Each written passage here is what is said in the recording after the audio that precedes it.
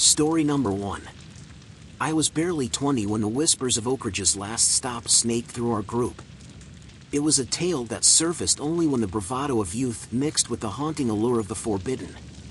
Oakridge, a desolate suburb cradled by skeletal trees and fog that never seemed to lift, was home to a legend, the 3:03 a.m. train, an unearthly locomotive that skirted the edge of the world and the afterlife.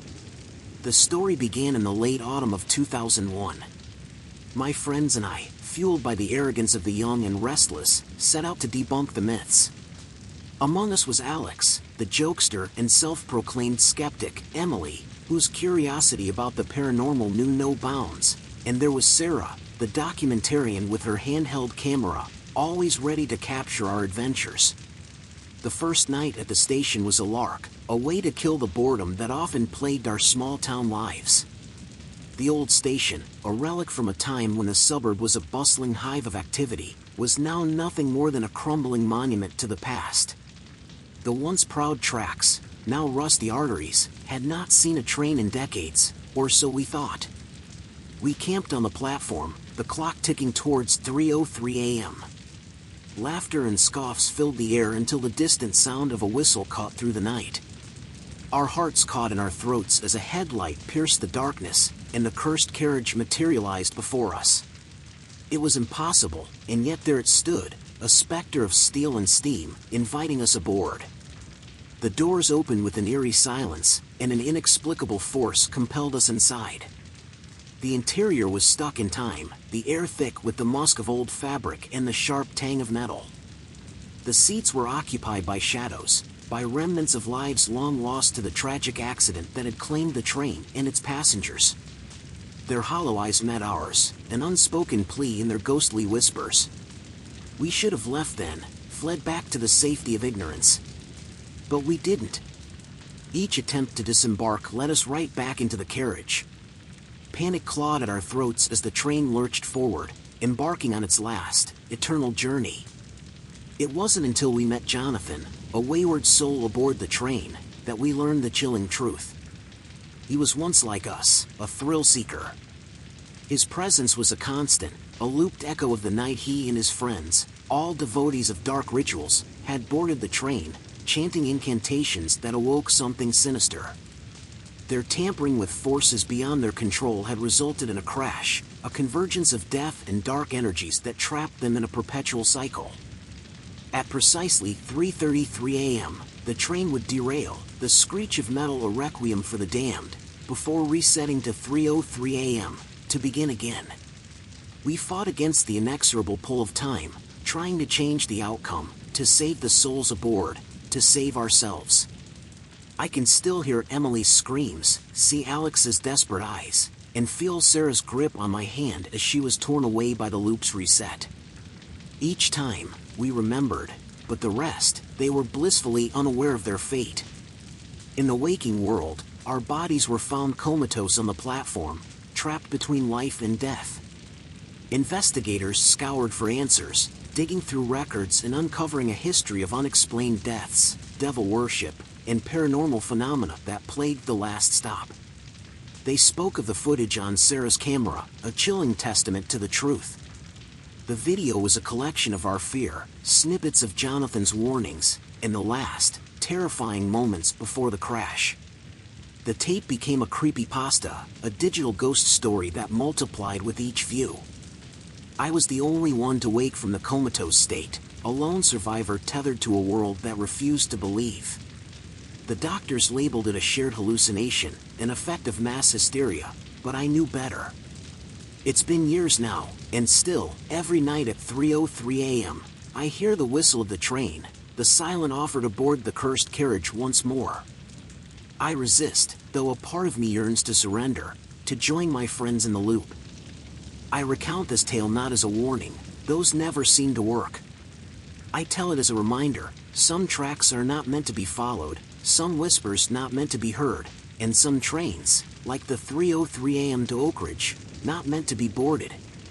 As for the last stop, it remains there, in the shrouded outskirts of reality, where the ghosts of the past ride endlessly, and the living dare not tread after dark. Story number 2. It was the summer of 2002, and rumors of the conductor's whisper had taken the town of Ashgrove by storm. Nestled in the heart of a forgotten American suburb, this quaint town had always been a sanctuary from the chaos of the city. But sometimes, chaos breeds in the quietest of places. At the time, I was studying journalism, and my friends were of various professions. Rachel, an aspiring nurse, had an unnerving ability to see beyond what met the eye. Ben, a psychologist, had an insatiable interest in the human mind. Leah, a computer whiz, was our resident tech support. We were all bound by the desire to uncover the truth behind the urban legends we heard growing up. The legend said that every night at midnight, a spectral train would appear on the long-abandoned tracks near Ashgrove Station. Its ghostly conductor would whisper dark confessions to those aboard, binding them to the same tragic fate he had inflicted on his passengers years before. We couldn't resist the lure of such a tale. Armed with cameras, voice recorders, and Leah's latest tech gadgets, we positioned ourselves at the station one fateful night. And then, at the stroke of midnight, it happened. The ghostly outline of a train materialized, its dim lights casting an eerie glow. As we boarded, the atmosphere was palpable. The chilled air grew colder, and we could hear the faint sobbing of unseen entities. The coach was filled with apparitions, trapped souls bound to this endless journey. Suddenly, a tall figure emerged, his dark uniform unmistakable. The ghostly conductor. His eyes were hollow, and in them, I saw a torment that felt unnaturally ancient. His voice, a hoarse whisper, began to weave the tale of his own making. Driven by jealousy and rage, he had sabotaged the train, causing a terrible derailment. The souls aboard, now forever lost, were forced to relive their last agonizing moments in a cruel, never-ending loop. As he spoke, the torments began. I felt the sensation of burning, a phantom fire that licked at my skin. Ben was cornered by shadowy figures, their whispered accusations driving him to the brink of madness. Leah, bound in chains, screamed in agony as unseen hands tightened their grip. Rachel, her eyes glazed over, murmured cryptic messages, as if she were channeling the spirits aboard. It became evident that our salvation lay in confronting the conductor. With the voices of the damned echoing around us, we pleaded, cajoled, and reasoned. Ben, using his psychological insights, tried to awaken the conductor's guilt. Rachel, tapping into her innate connection with the supernatural, urged the restless spirits to aid us. Hours felt like days, but slowly, the torment subsided. The conductor's stern visage began to soften, tears flowing from his lifeless eyes. He finally acknowledged the horror of his actions, the lives he'd taken, and the souls he'd damned. With a final, mournful sigh, he vanished, setting the trapped spirits free. We found ourselves back at Ashgrove Station, the first rays of dawn painting the sky. The physical and emotional scars would remain, but we had survived. Our tale, documented in video footage and voice recordings, was initially dismissed as a hoax.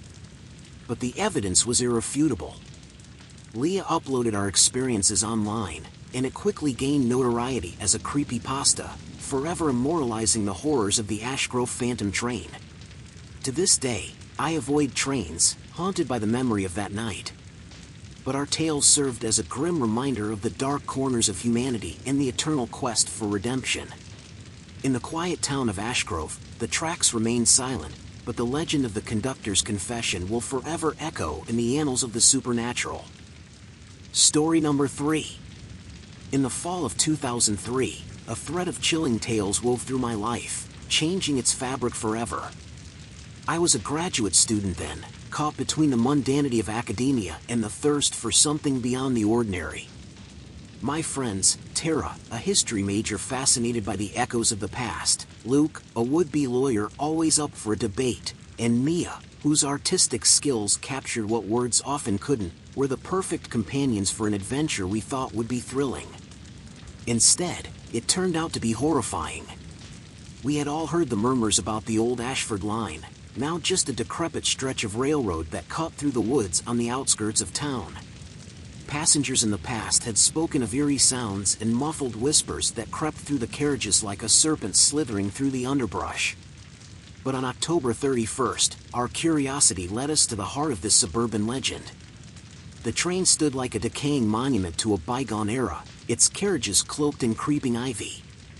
The inside was no less decrepit, with peeling paint and a musty odor that clung to the air. We were barely 5 minutes in when we heard it, the faint cries and indistinct whispers that seemed to bleed through the carriage walls. Driven by a mix of fear and excitement, we followed the sounds to the next carriage. The moment we stepped through the connecting door, the world shifted. We were no longer in our time but had been inexplicably transported to a different era. It was the same train, yet somehow we had slipped into its tragic past.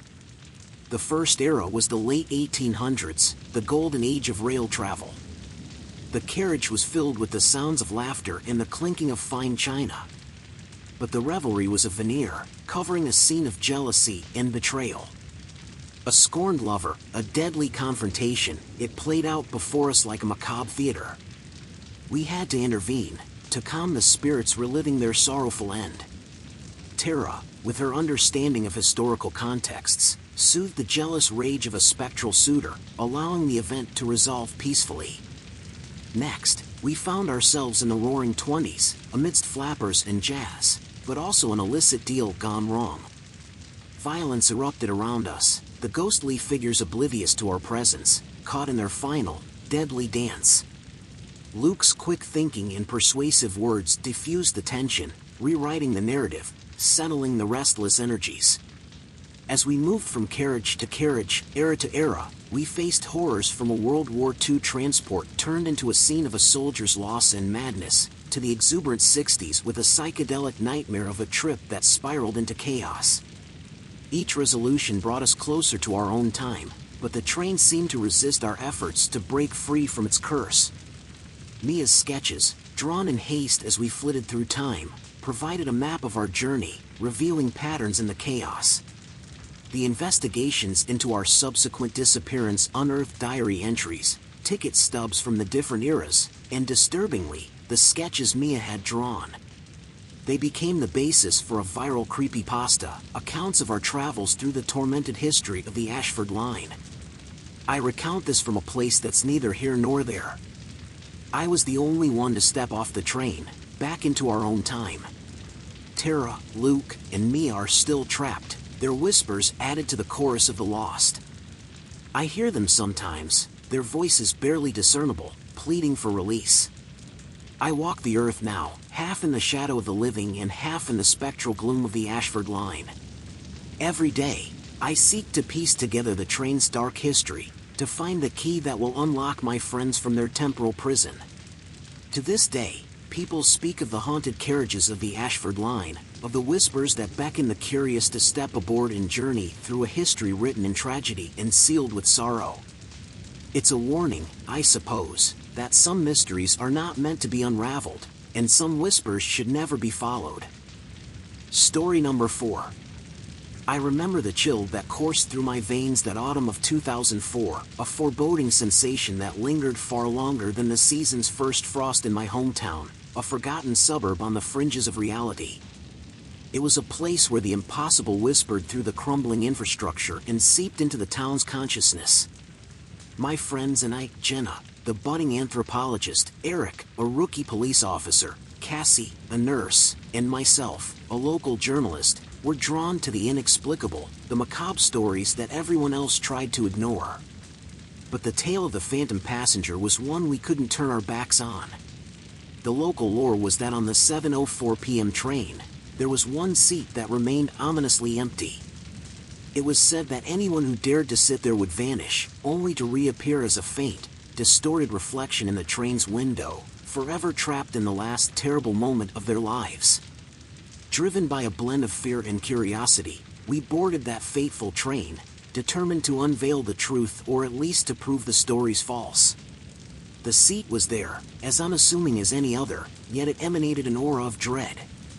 Jenna, ever the skeptic, decided to test the myth and sat down. The moment she touched the seat, the air shifted, and a hush fell over the carriage. One blink, and she was gone, only to appear as a ghostly reflection, her eyes wide with terror. Panic set in, but our search for answers had turned into a desperate rescue. We delved into the history of the train, unearthing the tale of a passenger who, years before, had died in anguish, his death unexplained, his last moments filled with unspeakable horror. His presence had never left, a sentinel to tragedy and loss. Night after night, we rode the train, reaching out to Jenna's silent specter. Eric's training in police work helped us identify patterns. Cassie's medical background offered insight into the physiological effects of fear, and my own penchant for storytelling allowed us to document and communicate our findings to a world that wouldn't believe. As we pieced together the tragic events that had occurred over the years, we understood the gravity of our situation. Each of us took turns sitting in the haunted seat, reliving the horrors of past passengers, each experience adding to our understanding but also to the train's cadre of lost souls. Our research led us to a dark conclusion. The train was a collector of tormented spirits, a vessel for those who had encountered the darkest edges of human experience. The seat was a trap, a gateway to a loop of eternal anguish. The last thing I remember was sitting in the seat myself, determined to break the cycle. I relived the death of the original passenger, a man who had delved too deep into devil worship and had summoned something he could not control. The entity had claimed him, and now it claimed us. Our story, our investigation, became the subject of a chilling creepypasta. It spread across the internet, fueled by those drawn to the dark and unexplainable. And now, I'm but a whisper on the 7:04 p.m. train, a phantom among many. My friends and I, we're the eerie faces in the windows, condemned to relive our last moments in an endless loop, a haunting reminder of the dangers that lurk in the quest for knowledge. The seat remains empty to the living, but we're always there, waiting, a testament to the tale of the phantom passenger. Our presence serves as both a warning and an invitation, for those who are daring or foolish enough to explore the mysteries of the afterlife. Story number 5. It's a memory I recount with a sense of disbelief, like recalling a dream on the verge of fading at daybreak. But it wasn't a dream, it happened to me, and it began in the spring of 2005, in a suburb where the mundane was often a thin veil over the inexplicable. I was a computer science grad then, dabbling in the realms of virtual reality, a reality I soon found twisted in the most macabre ways. With me were friends who would become fellow travelers in this waking nightmare: Zoe, an engineer, Marcus, a paramedic, and Sophie, a psychology student. We were drawn to the legend of the disappearing track by our fascination with local myths. The tale went that a certain stretch of railroad would appear and disappear, ensnaring any train that dared to traverse its length. This track led to the site of a historic derailment, a disaster that had claimed countless lives in a bygone era. Our investigation began as a lark, a challenge to the fables that had gripped the imaginations of our community. We boarded the train on a clear night, our laughter echoing off the cold metal of the carriage. The reality of our folly struck when the world outside the window began to blur and the train's steady clack-clack turned erratic. As the tracks began to fade from sight, we were each pulled into a whirlpool of visions, each reliving different, chilling versions of the fatal event. Zoe found herself amidst the chaos of a pre-war steam engine disaster, trying to realign twisted tracks with ghostly tools. Marcus fought to administer aid to spectral victims of a mid-century collision, their injuries ghastly yet untreatable. Sophie attempted to counsel the passengers of a more recent calamity, their cries of panic and despair overwhelming her senses. Each time we thought we had averted the disaster, the scene would violently reset, the tracks would vanish, and we'd be thrust back to the start of our grim journey, our memories of the previous loop crumbling like the phantom rail beneath us. The train would lurch forward once more, only for the track to disappear again, bringing us to the edge of the same abyss. We were Sisyphus, and the train our boulder. The investigation into our experience began after we were found wandering near the tracks, our minds fractured, our accounts disjointed.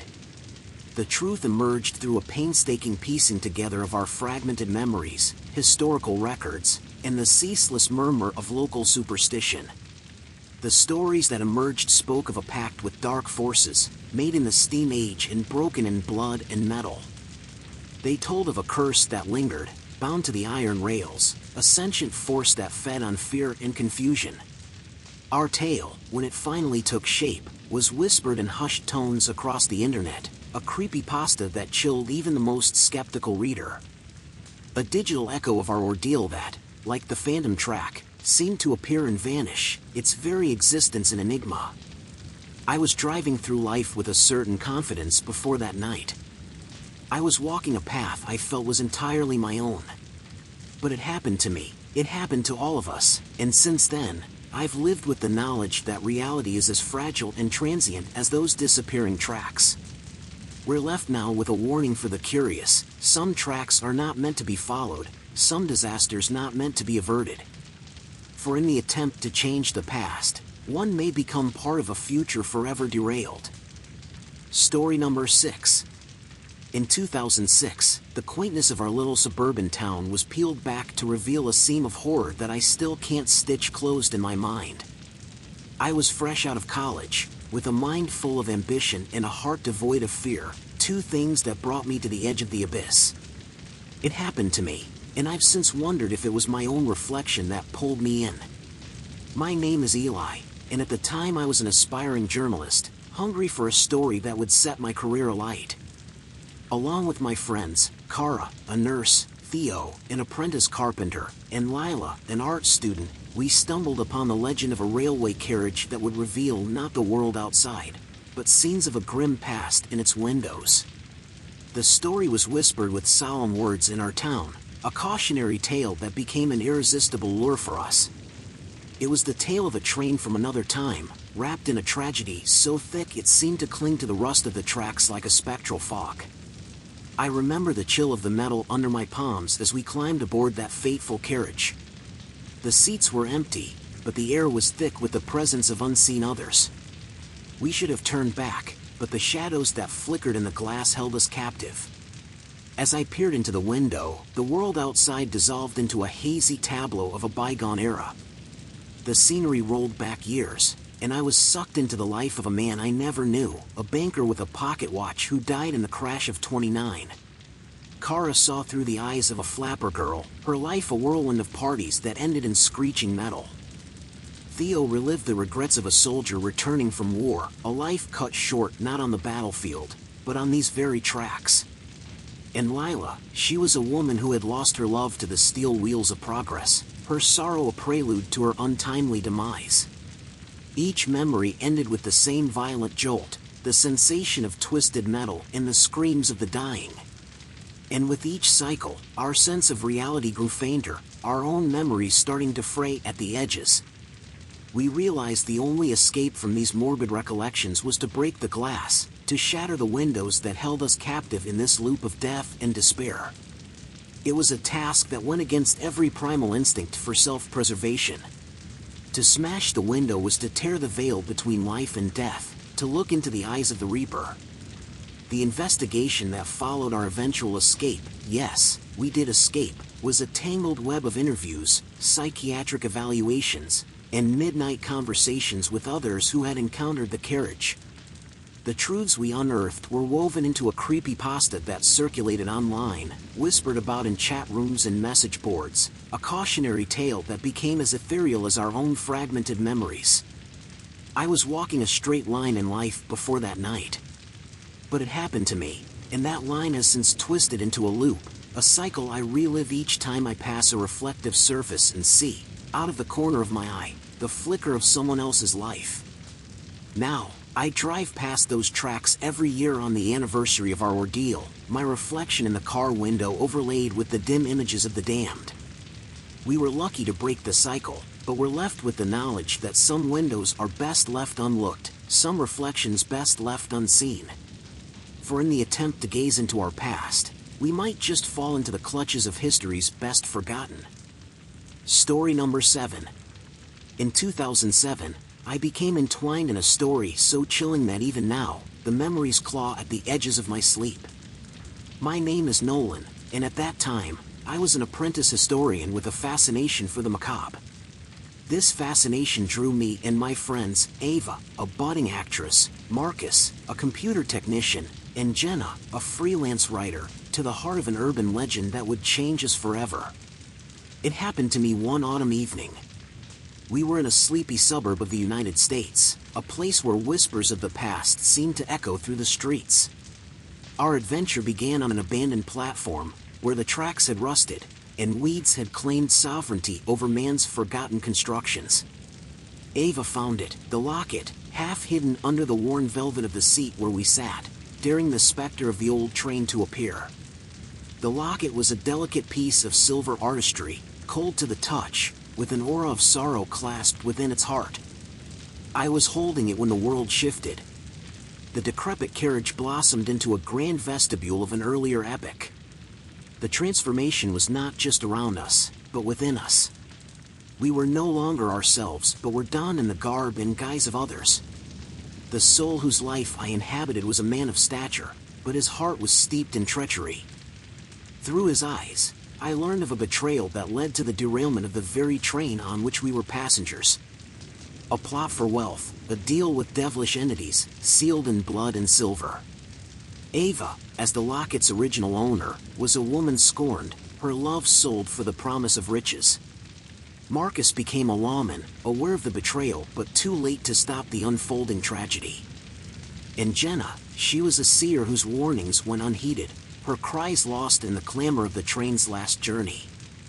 The locket was the key, the binding symbol of betrayal that needed to be undone.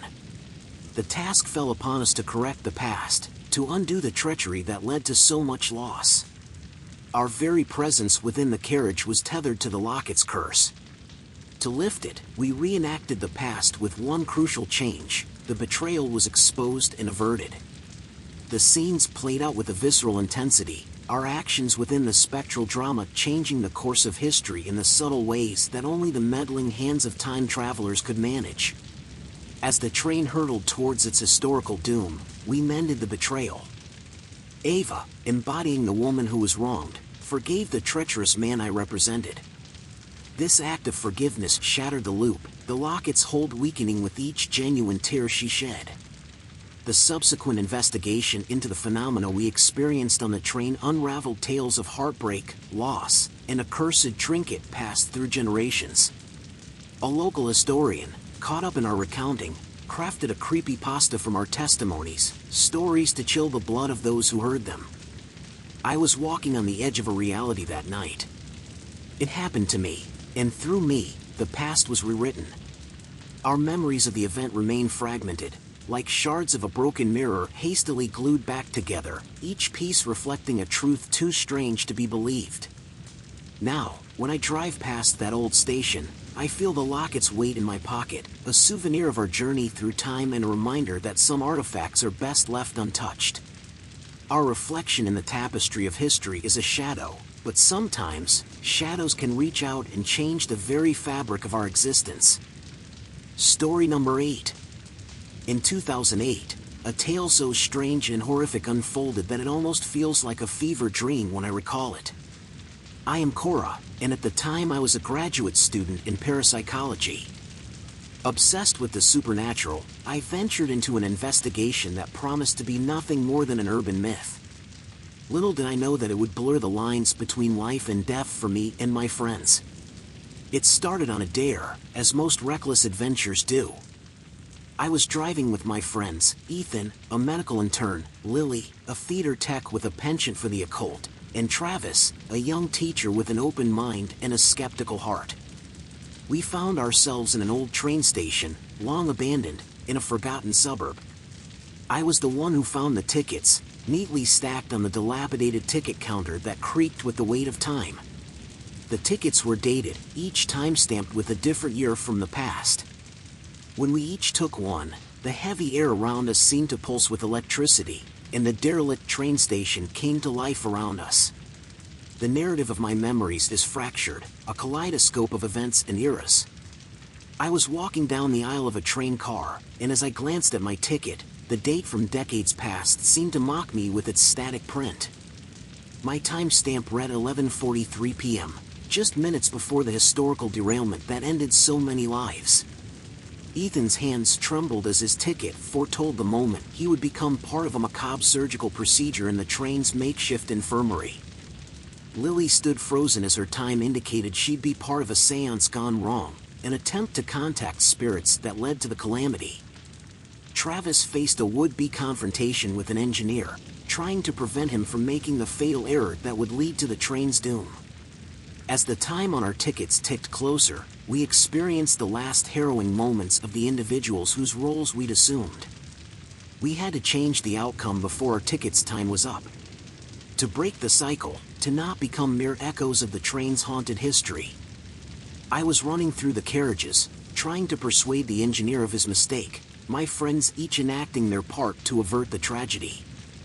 We learned that the train was a collection point for souls, a supernatural conductor of sorts, playing out its last journey over and over, orchestrated by an entity we began to call the Timekeeper. The investigation that followed our experience uncovered chilling parallels. Deaths matching the dates on our tickets, rituals corresponding with Lily's seance, surgical attempts to save lives that mirrored Ethan's ticket, all of it intertwined with the train's past. A local author took an interest in our story, coining it as Creepypasta, a tale so terrifyingly intricate that it ensnared the reader in its loops of time and tragedy. I was walking between two worlds during that ordeal, straddling a thin line between what I knew to be real and what was unfathomably paranormal. Now, whenever I pass an old train station or hear the distant wail of a train in the night, I clutch the ticket that I kept, a memento of survival. The timestamp, forever etched in ink, is a constant reminder that in some haunted corners of the world, time doesn't just slip by, it ensnares, it replays, and it haunts. Story number 9. The darkness envelopes me even now as I recount the details of that harrowing autumn in 2009. I was driving back from a late-night study session, my mind a whirlwind of case studies and psychological theories, when the detour sign directed me through an old suburb with rusted rail tracks that seemed to groan with ancient sorrows. That's when I first saw it, the Carriage of Lost Souls, though I didn't know it by that name then. My name is Adrian, a psychology student with a minor in folklore, a combination that would prove both a blessing and a curse. That night, compelled by an inexplicable pull, I found myself parking the car and stepping onto the forlorn platform of a station that shouldn't exist. Aboard the carriage were several passengers, each younger than 30, all with eyes that reflected stories untold. Zoe, a journalist whose pen seemed to move by its own accord. Marcus, an off-duty EMT with a knack for sensing auras. Tanya, a software engineer who believed in logic above all else. And Jamie, a history buff whose knowledge of local tragedies was encyclopedic. We were not alone.